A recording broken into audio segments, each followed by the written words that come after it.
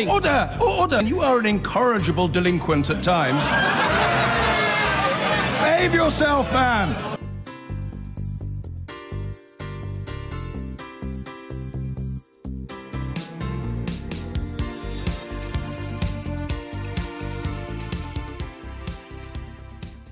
Jeremy Corbyn this week travelled to Geneva to address the UN on human rights, and with him was his Shadow Attorney General, Baroness Chakrabarti, and she joins me now. Shami, as you prefer to be called, very good morning to you. International Human Rights Day today. As you told me in the break, thank you. Are we doing enough as a nation of influence? I don't think we are. The world is facing the biggest refugee crisis since World War II. And frankly, we're not doing enough on our own doorstep, as your very powerful film from Oldham shows. We've got people in this country, one of the wealthiest countries on earth, who are going to be worried about food and shelter and warmth this Christmas. That's just completely unacceptable from a human rights perspective. So what do we do? Well, I think we need to pause and fix universal credit as a matter of extreme urgency, so that people like Rachel don't freeze or starve or worry about their kids this Christmas. And on the world stage, we've got to put human rights at the heart of our foreign policy as well as our home policy. And we've got to encourage other nations who are our allies to follow suit.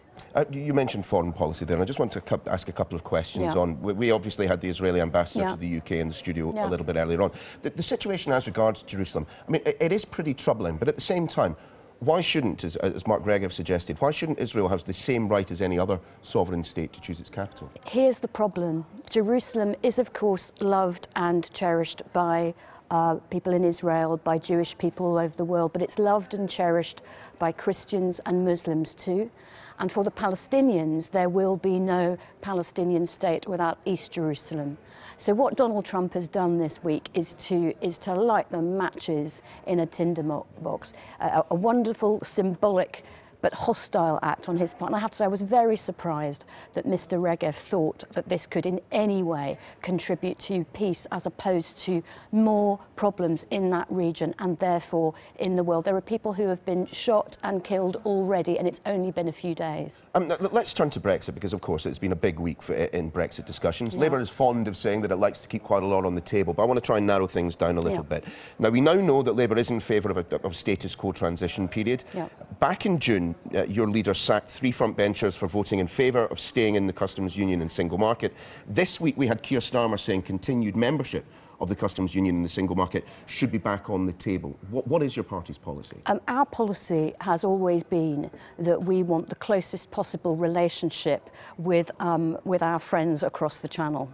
At the same time, we respect the referendum result, but it's much easier for us than it is for the Conservatives, because we are more united about the kind of country we want to be. We respect human rights, as do people elsewhere in Europe. We want workers' protections, as we currently get from the EU, environmental protections and so on. So we will have to deliver these in cooperation with our European allies. Yes, outside the current treaty arrangements and in a new treaty, but we're far less divided than the Conservatives about what that's going to look like. You are far less divided, but it does seem to be, because you keep saying things to appeal to all people, to Remainers, to Brexiteers. No. Just on the issue of customs union and single market, is it the Labour Party's view that it would be better to remain in the customs union and single market or not? We want something like that. It won't be the customs union and the single market, because those things are currently delivered as part of the EU family, which we will be leaving. But we want the closest possible relationship. And of course,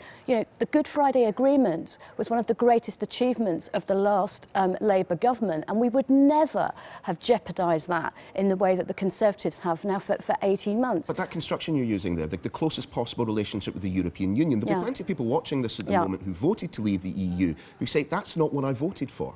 Well, I don't think that people voted to not be friendly and to not work closely and not to have a great trade deal with the EU. Plenty of people voted so that we didn't have regulatory alignment. Well, I mean, Do they want environmental protections? Do they want workplace protections? I think they do. They want human rights protections. I believe they do. Certainly we do. And that is the case that we took to people in the general election and that we will keep taking to them, including in the next election. All of which makes the issue of a second referendum a very interesting one. Now, John Ashworth told me on this programme that there was no appetite for it. Diane Abbott has been telling her constituents that she's going to push for one. No. What is the party position on that? The party position is that sovereignty was about parliamentary sovereignty, and the Conservatives have been spurning that consistently and have been dragged to Parliament. Do you want a second referendum or not? No.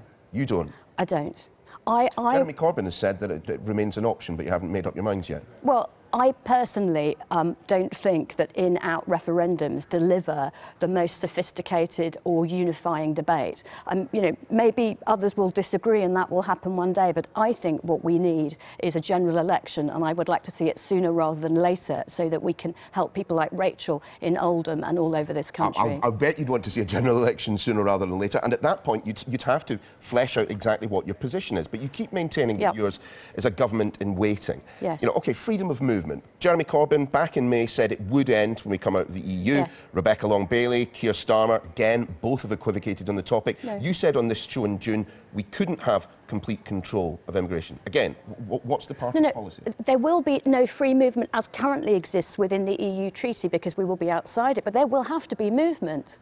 And people in this country want movement. Their kids want to go and study, their kids want to go and work, and our NHS needs nurses and doctors and so on. So there will be movement, and it won't just be with the EU. It will be with people who want to come and contribute to this country from all over the world. This week, the Labour Party has been laying into the government for not having agreed on the end state, the relationship that we will have with the EU at the end of this process. What is Labour's ideal end state? And you can't use the words job first Brexit. As far as I'm concerned, the ideal end state will be the closest diplomatic, security and trading relationship with our nearest neighbours. That sounds a lot like EEA light. But these are technical terms that you're using and that politicians and lawyers sometimes use, but I think we need to think about outcomes. That means human rights protections, workplace protections, consumer protections, environmental protections, very close cooperation, and not the deregulated offshore tax haven that too many people in Theresa May's cabinet and party still want. Whilst we have you, what do you make of the Defence Secretary's comments this week about killing jihadis?